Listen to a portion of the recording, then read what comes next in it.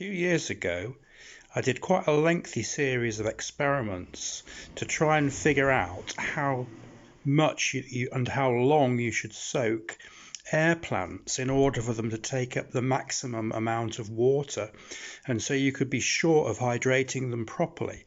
And though I never published the results, here's the data that I managed to get from the experiments, which are carried out over about 5 or 6 months.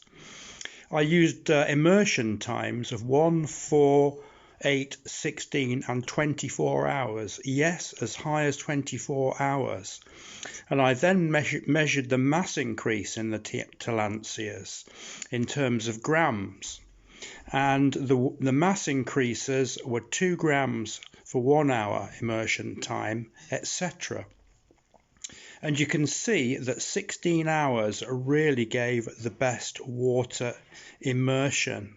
Best water adsorption through the trichomes, and that corresponded to about a 20% increase in mass, and a maximum absorption rate also took place at that time.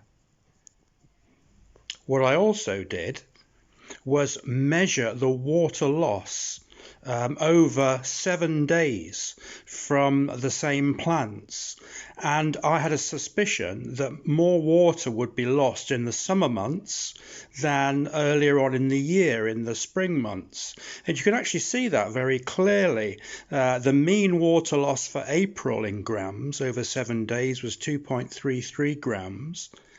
Whereas the water loss over July and August was 7 and 6 grams, respectively. Now, this is the bucket that I soak all my air plants in. I do this on a weekly basis during the spring and summer. And these plants have been soaking now for an hour or two, and I'll probably leave them in here for at least a couple of hours. There seems to be no harm from soaking these plants for 16 hours, though I don't think many people do that, though it may well be the best amount of time for the plants to soak up water. When they've been finished soaking, they do definitely look greener and more different and bigger. And you need to take care when putting them back into their positions that the full sunlight isn't shining on them, or that they've dried out before then.